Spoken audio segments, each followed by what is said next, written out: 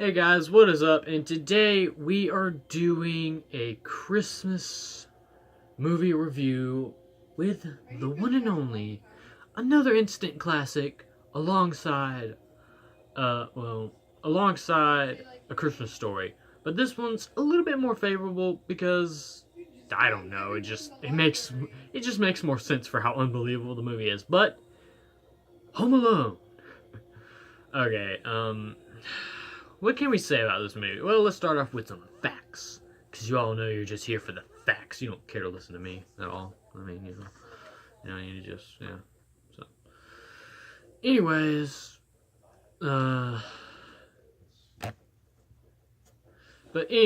here's some facts, okay?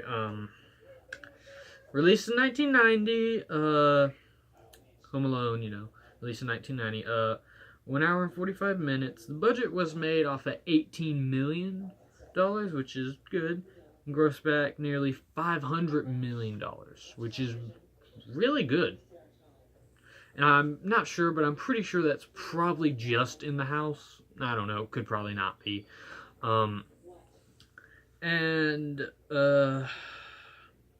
It's actually it's a Christmas movie that has made the most money out of any other Christmas movie to date. Yeah, it did actually. I think it held the box office record, or it held some sort of record for being like the best family comedy movie, but best comedy film until The Hangover Part 2 broke it. Yeah, and it got a 36 on Rotten Tomatoes, which is probably something close to what you'll get here. Anyways, getting into the film, what should I start with? I guess the characters. Kevin McAllister, good kid. You get to know him. You hate him. He's a good character. You end up liking him throughout the entire movie, I guess you could say. I don't know. Give me a minute. Okay, guys. Anyways, getting into the movie, the characters, they're all likable. They're all sort of iconic. You got Bud, you got the mom, you got the dad. Can't remember their names now. You got Uncle Frank. You got the mom, dad, and Uncle Frank. And then Kevin, probably the most relatable psychopath ever.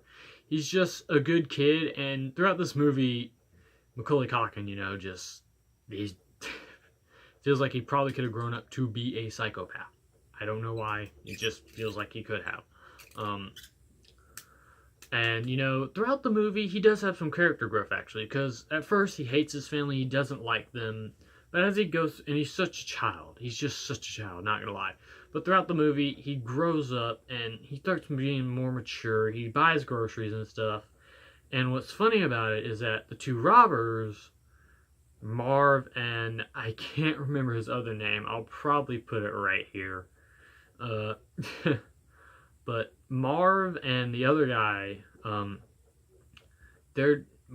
probably Joe's his name. I know Joe is his real name, the actor's real name. But they're just so iconic too, in the fact that they act like children. And the thing is that Kevin throughout the movie becomes more mature like a children, while the two robbers are pretty much like children. I mean, wait, no. Kevin becomes more like an adult, while they become more like while they're more like children. And just that little bit of a switch swap just really shows something in this movie. The family, you all hate them. I mean, they hate on this kid like what in the world? Like, you should not hate on this kid that much. Yeah, because, there's just so many memorable lines like, "Look what you did, you little jerk." Like, "Kevin, you're a disease." Like, dude, he's just a kid and he just wants some cheese pizza. Get the kid some cheese pizza. That did not sound right, since one of our main villains is an Italian guy.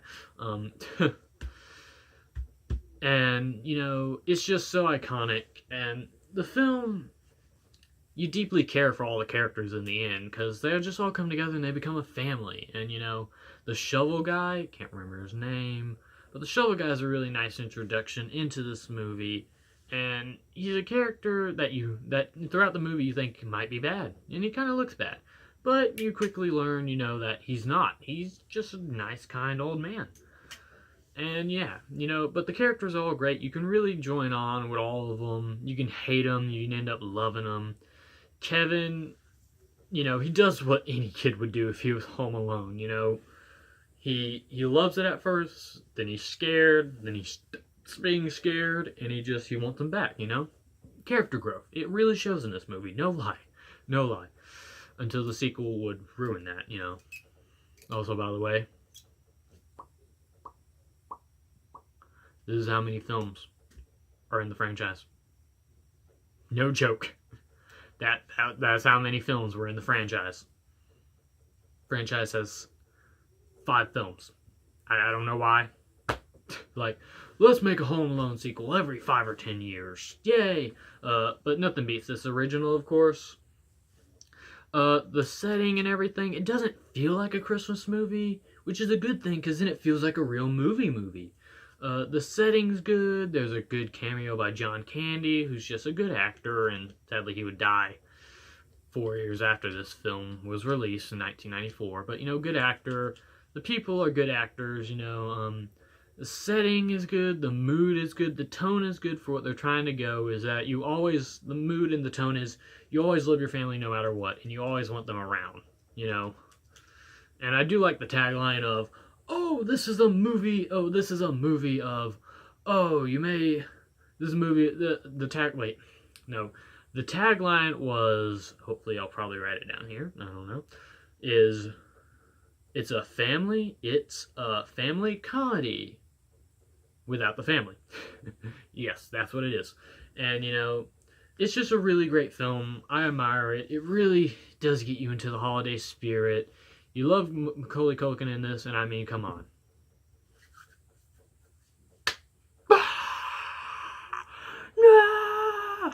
Just the iconic scream, and just the setup in which Macaulay Culkin is building everything and making the traps for the robbers to defend his house is really good.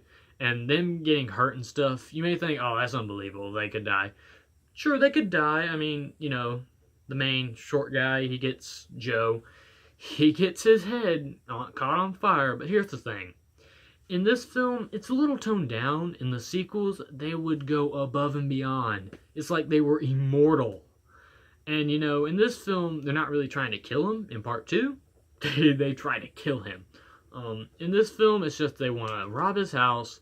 But after that, they hate the kid so much, they just want to hurt the kid, and then they'll rob the house, probably. But, they have no character development, and I think that's really good about them, just being stupid idiots. Until in the sequel when they get dumbed down. And, you know what, I'm probably going to review the sequel, I don't know. I'll probably do a ranking, but I'm not going to tell you when, because I think I have a surprise for that. But just very good characters. Watching them get hurt, it's painful, but it's just not as bad as the sequels would make it, and it's very good, because they could get really hurt and damaged, but you also know, hey, maybe they could survive it, Maybe get a little brain damage, but they'll probably pull through, I don't know. And the cinematography is good, the way everything's filmed is good, I like it. The way how it looks like everyone looks down on Kevin and he looks up at them. Yeah, that works. I like that. I always like that. And then that's some good stuff. I don't want to get into bad stuff yet because I'm trying to think what else is about this movie. And I just can't put my finger on it. And, the music. It's regular Christmas music. There's nothing really good and impactful of it. You would think there's something impactful. But rewatching it, I didn't really find anything impactful about it. But I guess it didn't really matter because the film was managed to enjoy me for that. Now, I want to get into the bad point of why this thing is getting... Well, it's not getting a 6 out of 10. No 6 out of 10. I thought it was a little better than that. I feel like Christmas Story is better. It's not getting a 9, but I will tell you what it gets. You probably already figured out what it gets, but yeah. But the only problem I have with this film is that the freaking stars in the solar system have to align in a perfect eclipse just so this kid can stay home alone and learn his lesson about family, okay? It really blows my mind how that works. Because first, all the parents, the entire family has to hate him. Then they have to send him to bed upstairs all alone. They have to, the night before, they have to, what are you doing? I hadn't seen what you were doing. Don't mind him, get out. Oh. Review, get out. Okay, don't mind him, guys. Shut the door! Don't mind him, guys. The stars have to align, okay? The night before, he also has to get his, he also has to get his passport wet so that it's thrown away and they don't notice it. Yeah, the alarm clock has to go out because the power has to go out so that they don't know that so that they rush for time and they forget about him. And they leave their garage open just so the kid can see, oh, they never left because their cars are gone. You know, there's no way they could have left. Because, you know, Kevin doesn't realize that. The kid also has to not pack his suitcase because he's too afraid to, which makes no sense in the film, but kind of does because throughout the film, you know, he ends up becoming like, oh, I'm not afraid anymore. I'll just do this because I'm more mature and grown up now. And in the film, I let the film slide on that aspect a bit because it kind of doesn't make sense, but it kind of does. So yeah, it's another con/pro. I would have to go with that. And then, yeah, just all that has to happen just so we can get some good film go. Just so we can really get this film on the roll. Some of it could make sense, but some of it does not. It is too unlikely just how much this family hates them and everything. Yeah, so just bad thing number one, family just hates them too much. I just don't see how that happens. Bad thing number two, freaking solar system has to align. Yeah, everything that you would expect to go wrong just has to go wrong all at once. That's about it. Everything else is pretty great. The story moves along gently. Everything's good. Wet Bandits are awesome. They're iconic, you know. Hey, how's you doing, boys? You hungry? You're thirsty for more. Yeah, you thirsty for more. The film you know he's gonna grow up to be a psychopath, and yet it's just awesome. Seriously, they're not really that bad of guys, and yet he tortures them. I see why people make the whole Saul connection with Home Alone and how it's the same person. Yeah. Yeah. But I do love it. There's just too much that you have to get through in order for it to happen, and it just makes no sense. Now, unlike A Christmas Story, it doesn't kind of feel outdated. But like I said, with A Christmas Story, once you get past that opening scene, everything else felt kind of fine and felt normal. So yeah. Yeah, of course, no dream sequences, but me, it doesn't really matter because, I don't know, I feel like this film is better than that one just because it's a lot more fun and interesting. But honestly, Christmas Story is a better made movie with not so many problems like that. And that's why I gave it an 8. You know, it probably could get a 9. I could understand why people probably want a 9. But it felt kind of a little outdated. So, you know, that's why I got an 8. But this one doesn't really feel outdated, but it's just got so many problems with all that stuff that I just cannot let slide. For this film, I can kind of let it slide because it's the first one and you just love it so much. So like sequels, you would not let it slide, but this one, it's just so much to take in, man. It's just like, ah. And then, you know, the cops also have to realize, oh, we're not going to go in. There's no one home. Make them count their kids again. You know, it's just... Then everyone else that he runs into has to be like, oh, okay, you have no parents? Okay, you can pay for this.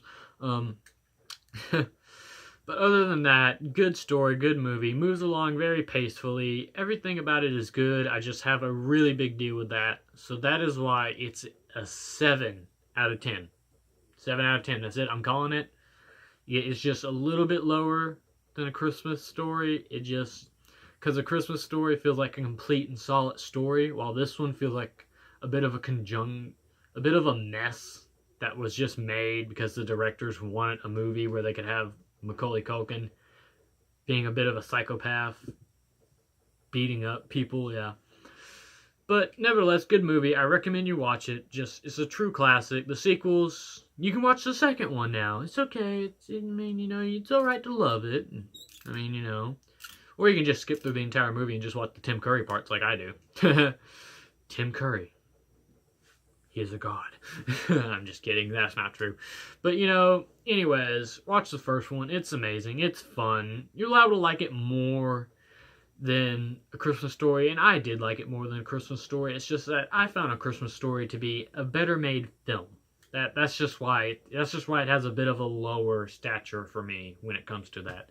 But anyways, if you like this video, guys, like, comment, subscribe, share the video so everyone else can see it. I'd love to get more views and more comments. I'd love to talk to y'all about stuff with movies and trailers and just everything that I love, man. So yeah, I'll see all you dudes and girls and people and whatever gender they have nowadays. Oh god, that sounded mean, but I'll talk to everyone that's out there anytime. Just make sure to keep coming back for my videos, guys. See you next time.